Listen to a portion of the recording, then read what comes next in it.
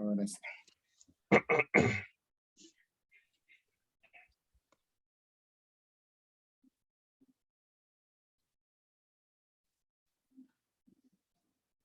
Muy bien. Vamos a comenzar con esta tercera, creo que es la tercera sesión acerca de la exégesis. Acerca de la exégesis y vamos a ver hoy acerca de darle control a tu texto bíblico. Dar control a tu texto bíblico. Cuando pensamos en contexto, en el contexto debemos meditar en dos tipos de contexto. ¿Tú sabes cuáles serían, Miguel? El literario y el histórico. Muy bien. Hay dos tipos de contexto, un contexto histórico y un contexto literario. El contexto histórico se refiere a las circunstancias o la situación que impulsó el texto.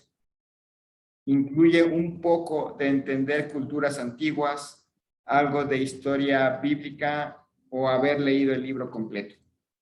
Entonces, el contexto histórico es las circunstancias o la situación que impulsó el texto que estamos estudiando, que vamos a predicar. Sí, a veces es bueno, estamos leyendo algo del Antiguo Testamento, es bueno pensar un poquito en la historia que hay alrededor, si aparecen los asirios, si aparecen los babilonios, un poco de historia bíblica alrededor del asunto. Para eso es bueno, pues, un poco de lecturas por ahí debe haber, o incluso haber leído el libro completo. Haber leído el libro completo es también importante. Entonces, tenemos que el contexto histórico es las circunstancias o la situación que impulsó al texto. ¿Qué es el contexto literario?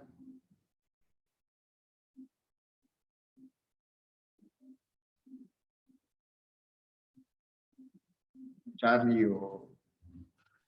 Lo demás que comprende el texto como tal. No sé si se ve en mi pantallita. El texto alrededor de tu texto. Muy bien. Contexto literario es el texto alrededor de tu texto. Contexto histórico, la circunstancia o la situación que impulsa a tu texto. Y el contexto literario es simplemente el texto alrededor de tu texto. Si estás en Génesis 2, tu texto alrededor de tu texto es Génesis 1 y Génesis 3. Ese es el contexto literario. Si estás en el Salmo 51, el Salmo 50 y el 52 forman parte de tu texto, de tu contexto literario. Tu contexto histórico de Génesis 2 es más o menos entender un poquito qué fue lo que impulsó al escritor a plasmar Génesis 1 y 2. No sé si se fijaron el miércoles y un poquito de por qué Moisés escribió Génesis. Ese es el contexto histórico de Génesis 1 y Génesis 2. Dios está revelándoles a Israel qué clase de Dios los sacó de Egipto. Cuál es la base por la cual ellos son el pueblo elegido, la base por la cual ellos necesitan una ley, por la cual ellos necesitan inclusive cosas más pequeñas como guardar el sábado, aparecen en Génesis. Mientras el contexto literario es todos los textos que están, que rodean nuestro texto. Entonces, siempre es importante cuando ustedes hagan un sermón, tomar en cuenta estos dos contextos, el histórico y el literario. Saber, por lo menos el literario es básico. Leamos 2 Corintios 6, 14 al 15. 2 Corintios 6, 14 al 15. Si Jonathan lo puede leer, 2 Corintios 6, 14 al 15. Sí, hermano, voy. Segunda Corintios. 2 Corintios 6, 14 al 15.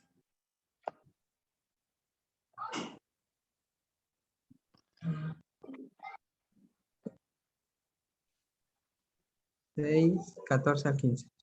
Dice, no os unáis en yugo desigual con los incrédulos, Porque qué compañerismo tiene la justicia con la injusticia, y qué comunión la luz con las tinieblas, y qué concordia Cristo con Belial, o qué parte el creyente con el incrédulo.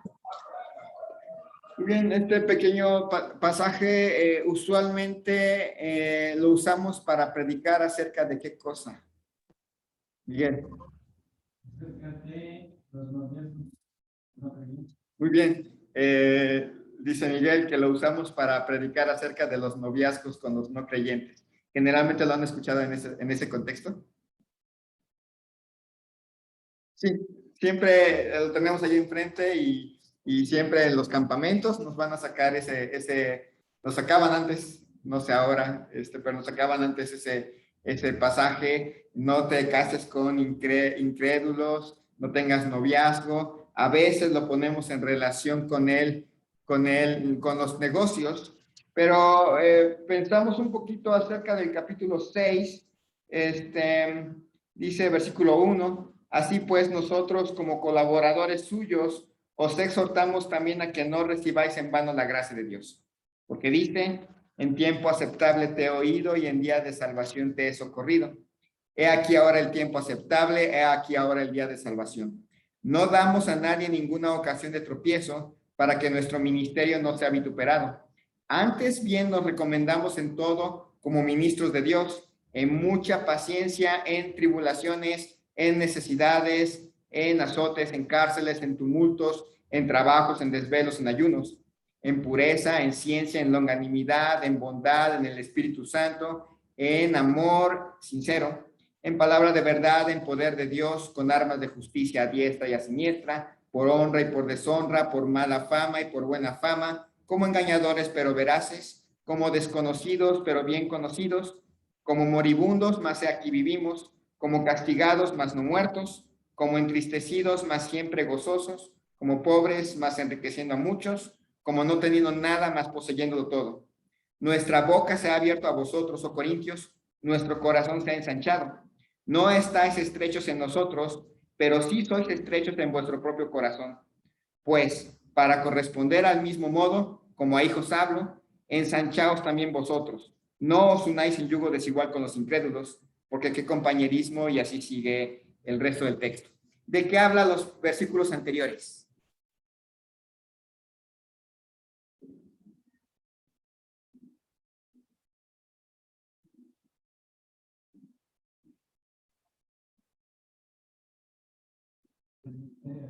Del ministerio de Pablo. Ya se fijaron que los versículos que acabo de leer está hablando acerca de que ellos son colaboradores suyos, los exhortan, la predicación que está mencionando, y habla de cómo es su ministerio. No damos a nadie ninguna ocasión de tropiezo, y empieza a hablar cómo es el ministerio de Pablo, en pureza, en ciencia, en longanimidad. A veces están bajo mucha presión, a veces están bajo muchos problemas, y de repente dice: no os unáis en yugo desigual con los incrédulos.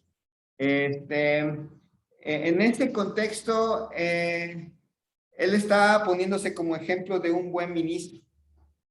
¿Quiénes serían los incrédulos? Viene hablando de su ministerio y de repente dice: no os unáis en yugo desigual con los incrédulos, porque tu compañerismo tiene la luz con las tinieblas, y que concordia Cristo con Belial, o que parte el creyente con los incrédulos. Y luego dice: ¿y qué acuerdo hay entre el templo de Dios y los ídolos?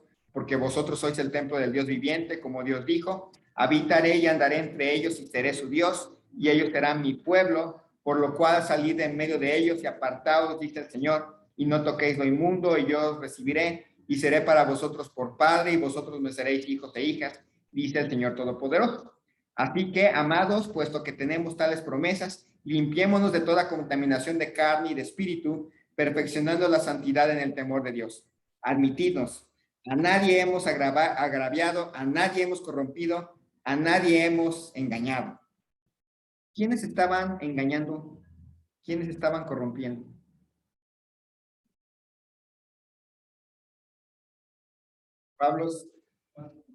Falsos maestros. Pablo viene hablando de su ministerio, y en otros pasajes dentro del mismo contexto empieza a hablar acerca de los falsos ministros, para que se haga el contraste. Él tiene que sufrir, Él tiene que a veces estar entristecido, a veces es pobre, mientras los falsos maestros muy ricos, bien vestidos, con mucho poder, etcétera, pero engañándolos. Entonces, cuando dice no os unáis en yugo desigual con los incrédulos, no está hablando de no anden con novias incrédulas ni con etcétera. Está hablando de no se junten con falsos maestros. Con falsos maestros. Está hablando acerca del falso maestro. Y Pablo les exhorta a que se aparten de ellos. Y básicamente 2 Corintios tiene esa idea. Los falsos maestros no les gusta dar ofrenda. Los falsos maestros engañan. Los falsos maestros se exceden en que se vea mucho el reflector hacia ellos. 2 Corintios 6:13, pues para corresponder del mismo modo como ahí os hablo, ensanchaos también vosotros. 2 Corintios 7:12. Carlos.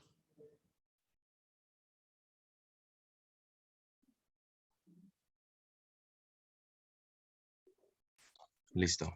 7:2, ¿verdad? Segunda de Corintios 7:12. Dice así. Así que, aunque os escribí, no fue por causa del que cometió el agravio, ni por causa del que lo padeció, sino para que se os hiciese manifiesta nuestra solicitud que tenemos por vosotros delante de Dios. Muy bien, Pablo les está escribiendo a los corintios que él ha sido honesto, él ha sido claro con ellos. Ellos son los que no han sido honestos ni claros con ellos. Les está exhortando a mantenerse junto a él en su ministerio y a no unirse en yugo desigual con los falsos maestros que son propiamente incrédulos. Entonces, cambia aún mucho el contexto. Cuando estudiamos los contextos literarios de nuestros textos, cambia mucho la forma en que predicamos el texto que estamos exponiendo.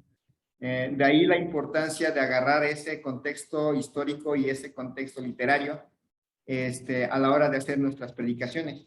Yo entiendo, a veces somos tentados a, inclusive a hacer nuestras predicaciones temáticas, por ejemplo. En las temáticas uno hace más esfuerzo. ¿Por qué? Porque pues vamos a agarrar citas aisladas y vamos a tener que leer el contexto literario de cada cita aislada. Es mucho más trabajo que agarrar pasajes completos y exponerlos ya con un contexto más definido. Entonces, conocer los contextos históricos y literarios puede cambiar todo. Lo primero que debemos hacer es comenzar a leer los versículos y los capítulos que están alrededor de nuestro texto y preguntarnos, ¿por qué está este pasaje aquí, en este lugar específicamente? Ya vimos el ejemplo de Corintios 13, 1 Corintios 13, habla del amor. Y uno dice, si uno se pregunta, ¿por qué está hablando del amor aquí? Y empieza a leer los pasajes anteriores y posteriores, pues ya uno entiende, no está hablando de un amor de novios, está hablando de un amor para ejercer los dones y tiene un lugar específico en nuestro texto. ¿Cómo encaja mi pasaje dentro de una sección más amplia? Esa es otra pregunta que nos podemos hacer. Primera pregunta, ¿por qué está este pasaje aquí en este lugar? Una pregunta que tenemos que hacernos. ¿Está nuestro pasaje en azotes, en cárceles, en tumultos, en trabajos, en desvelos, en ayunos? ¿Por qué está eso ahí? ¿Cómo encaja mi pasaje dentro de toda la sección? En una sección más amplia. ¿Cuál es la situación que enfrenta la primera audiencia o los primeros lectores? El primer grupito que leyó la carta a los Corintios, ¿qué situación se estaba enfrentando? A veces, por ejemplo, nuestro hermano Enrique, que yo creo que después nos va a ver, ha agarrado temas de Génesis 2, Génesis 1, Génesis 2, o Génesis 2 me parece, pues tendría que leerse todo Génesis para saber exactamente cuál es la situación en la cual se enfrenta la audiencia original de Génesis. Miguel con Gálatas, Carlos con Santiago, es ver qué era lo primero qué situación estaban viviendo, de qué trata la carta.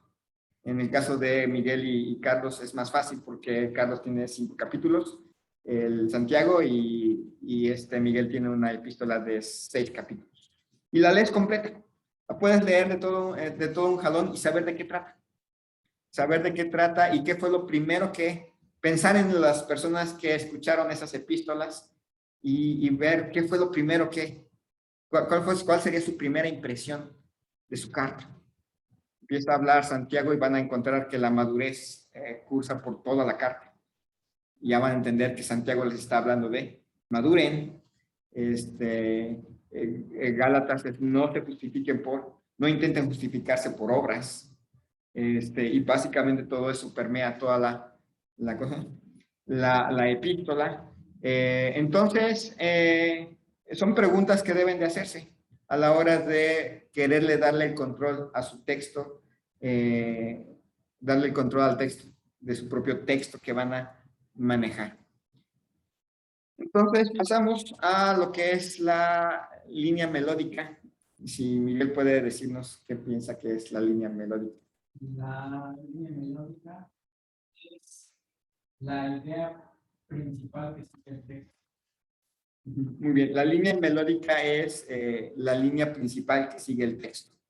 Que no importa qué capítulo es, hay una línea que va siguiendo el texto, toda la trama, desde Génesis 1 hasta Génesis 50 o desde Santiago 1 a Santiago 5.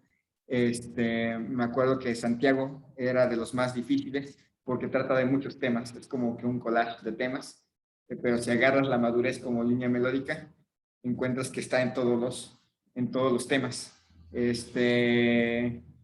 Proverbios también es un montón de temas, y a veces en un mismo capítulo, entre versículo y versículo, hay 20,000 temas, pero sabiduría es la línea melódica de todo el libro.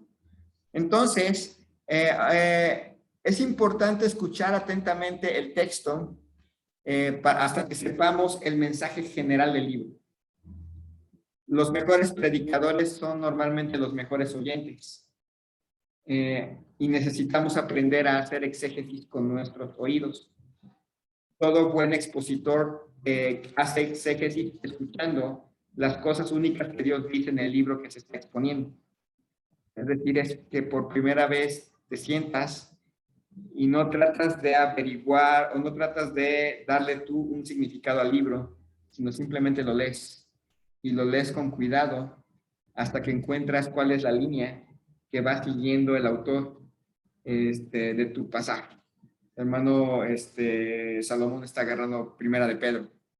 Tendría que leer todo el libro de Pedro, que es corto, para saber de qué trata, qué tema está desarrollando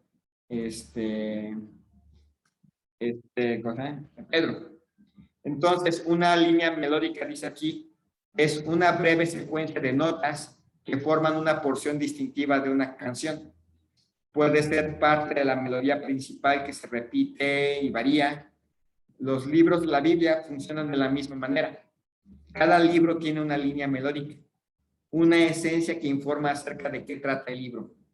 Y cada pasaje en el libro, entonces, servirá a esa línea melódica de algún modo. Así, en la predicación podríamos preguntarnos, ¿cuál es la esencia de mi libro? ¿Y de qué forma mi pasaje en particular está informando al libro y cómo éste está informando al pasaje? Lo resumo, que quedó así como que raro. Pero la idea es que el libro tiene, el escritor del libro tiene una línea. Todo el libro tiene una línea, todos los capítulos van siguiendo la línea. A veces cambia de tema, pero de una u otra forma es solamente para robustecer esa línea. Por ejemplo, citando Santiago, que la línea empieza desde el principio, para que seáis perfectos y cabales sin que os falte cosa alguna. Y empieza a hablarnos acerca de la madurez. De repente el siguiente capítulo nos habla de las tentaciones. Y en las tentaciones podemos ver que un cristiano maduro soporta las tentaciones. Luego cambia a lee la Biblia. Empieza a hablar acerca de leer la Biblia y que la Biblia es un espejo y nos ayuda a pensar que el cristiano maduro lee la Biblia y la practica. Y luego viene otro tema que dice que nuestro amor sea sin acepción de personas. Pero como la línea viene siendo la madurez, el cristiano maduro ama a las demás personas sin acepción de personas. Y aquí nos vamos por cada uno de los pasajes. Entonces, la meta es encontrar cuál es la línea que sigue nuestro libro. ¿Qué es lo que está siguiendo nuestro libro que estamos tratando? El que va a hacer una predicación temática va a tener que cuidarse de no sacar una cita fuera de la línea general del libro. Si sabemos de qué trata el libro entero, podemos mejorar cada pasaje individual. Si sabemos cuál es el tema del libro, nos va a ayudar mucho a la hora de predicar un pasaje pequeño. Ya sabemos, bueno, de esto se trata el libro, entonces mi pasaje funciona en base a de qué trata todo el libro. Si usamos la línea melódica en relación a nuestra predicación, nuestra gente aprenderá gradualmente de qué trata el libro, incluso si no recuerdan sermones individuales. Para los que estamos agarrando libros completos de la Biblia, va a llegar un momento en que no se acuerdan de qué prediqué yo, por ejemplo, hace 2 o 3 semanas, pero sí pueden entender de qué trata el libro de Lucas. Y pueden ubicarse rápidamente. Ahora vamos a ver dentro de lo que trata el libro de Lucas de este tema. Lo mismo va a pasar con Miguel con Gálatas, o con Charlie en Santiago, y el hermano Salomón en Pedro. Entonces, ¿cómo encontramos la línea melódica de un libro?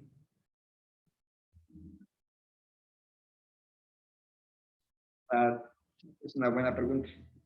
Les voy a hablar de qué trata el libro, cómo lo encontramos.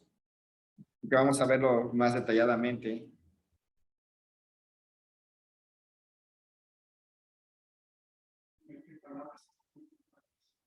Ver qué palabras se repiten más. A veces lo vas a encontrar desde el inicio del libro. ¿Se acuerdan de un libro donde claramente les dice de qué se trata? Lucas, si ustedes se fijan, Lucas 1 dice, puesto que ya muchos han tratado de poner en orden la historia de las cosas que entre nosotros han sido ciertísimas, tal como las enseñaron los que desde el principio los vieron con sus ojos y fueron ministros de la palabra, me ha parecido también a mí, después de haber investigado con diligencia todas las cosas desde su origen, escribírtelas por orden, oh excelentísimo Teófilo, para que conozcas bien la verdad de las cosas de las cuales has sido instruido. Ahí no tenemos ni vuelta de hoja. ¿Qué quiere hablarnos Lucas? Que conozcamos en orden bien la verdad de las cosas que ya sabemos. Eso es lo que quiere que conozcamos Lucas. Entonces vas a encontrar que algunos libros al principio te va a decir la declaración. Yo estoy escribiendo por esto. Quizás de eso se trata tu libro. Así de fácil. Otras veces, leer el primer capítulo y el último capítulo les va a ayudar. Agarran el primer capítulo y la tarea ahora es leer Juan capítulo 1 y Juan capítulo 21. Juan capítulo 1 y Juan capítulo 21. Y van a encontrar en ese capítulo en cierta manera el motivo por el cual Juan escribió. De hecho, Juan, pueden agarrar Juan 20:30 al 25, Juan capítulo 1 y Juan 20:30 al 25, y la próxima semana me dicen de qué trata Juan.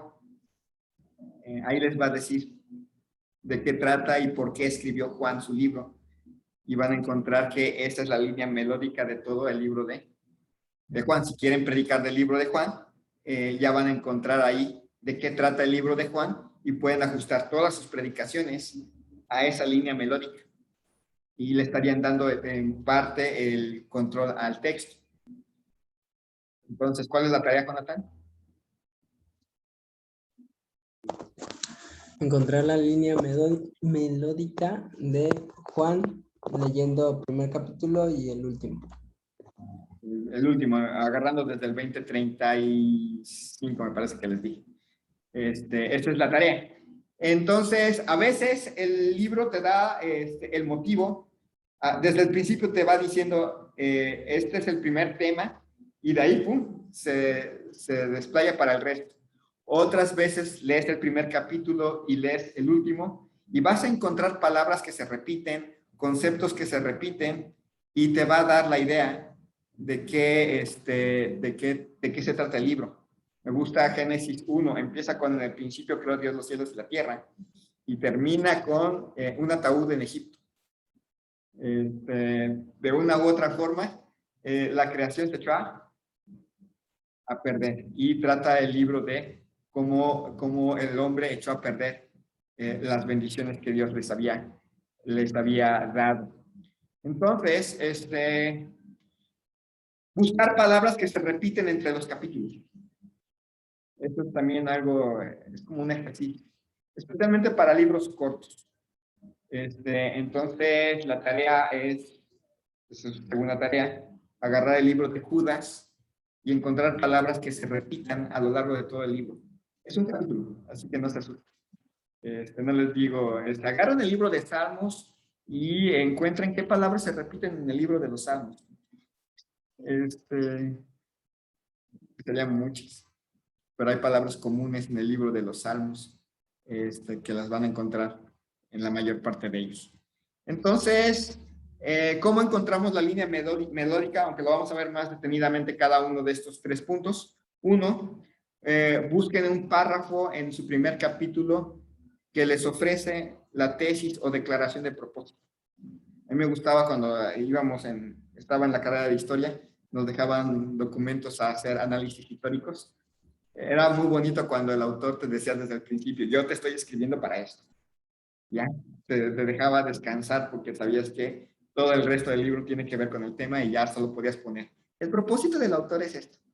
Pero te fastidiaba cuando te decía, yo escribí por esto en el último capítulo. Te quedabas así como que, ¿qué no me dijiste antes? Bueno, a veces en algunos libros de la Biblia es así. Por esto la segunda opción es leer el primer capítulo y leer el último. Y a veces ahí encuentras en el último capítulo su declaración de propósito. Yo escribí todo esto por esto. Y ya te dices, esa es su línea melódica. Y buscar palabras que se repiten. En Gálatas se van a repetir varias, en Santiago no se repiten palabras, pero sí se repiten conceptos. Pero tu declaración de propósito está al principio del libro.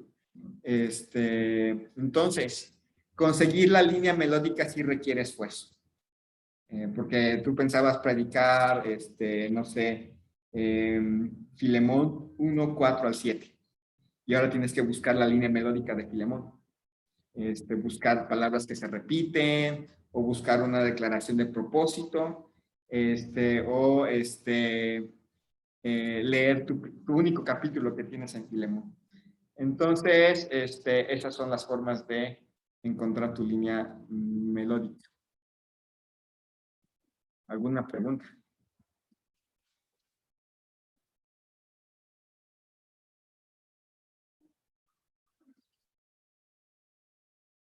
¿Está difícil, Charlie?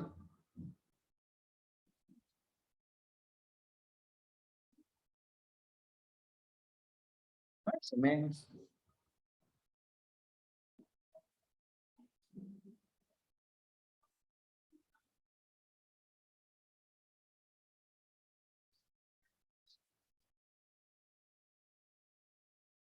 Dentro de esta forma para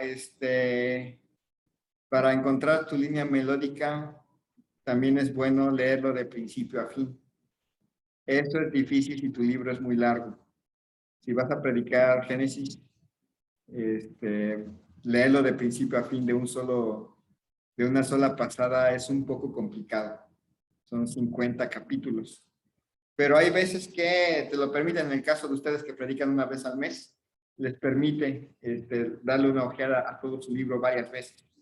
Estarle leyendo de principio a fin, cuando se pueda. Es bueno hacerlo de una sola pasada, leértelo todo. Es útil cuando se puede. Cuando no, pues no. Si es Salmos, pues no. Leer de una sola pasada los 150 Salmos pues sí, te levantas a las 5 de la mañana y probablemente a lo mejor si lo acabas al final del día sin comer. El libro empezará a hacerte familiar. Vas a empezar a conocerlo en sus propios términos y generar grandes dividendos cuando lo prediques. Al leerlo todo de un jalón, te va a dar muy buenos resultados, te va a hacer familiar. Me es familiar, por ejemplo, Santiago, y lo digo porque me lo aprendí de memoria. Entonces, me gusta mucho este libro. Aparte de que lo leí todo completo, tenerlo en el CPU del cerebro, pues hace que el libro te sea muy fácil de manejar y sabes más o menos de qué se trata. Entonces, leerlo de principio a fin es muy bueno. Se te hace familiar. Para los que tienen, si algún día les toca predicar 3 veces por semana, pues sí va a ser difícil. Así que es mejor agarrar un libro y predicarlo en tres veces, domingo en la mañana, domingo en la tarde y miércoles.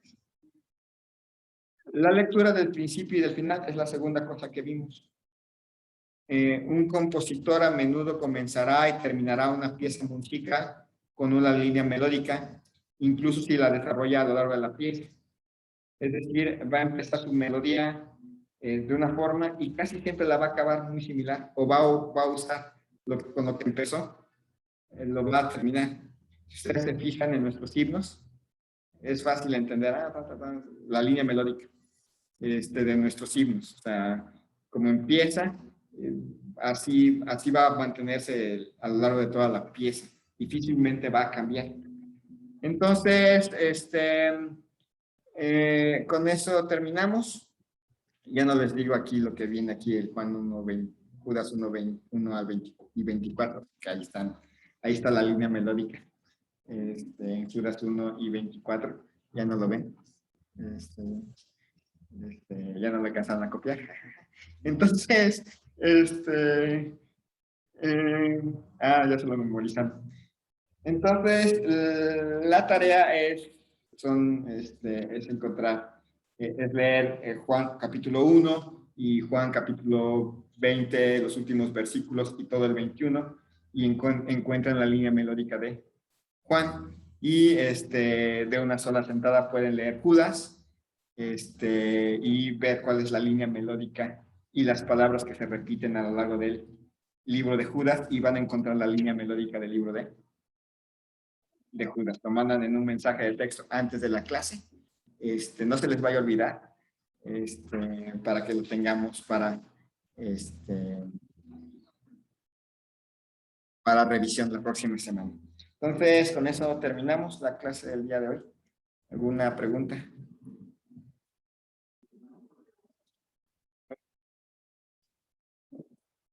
Bueno,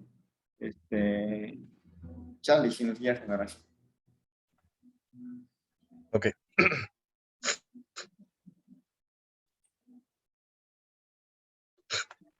Señor y Dios, te damos gracias porque tú nos permites tener una clase más, aprendiendo un poco más de cómo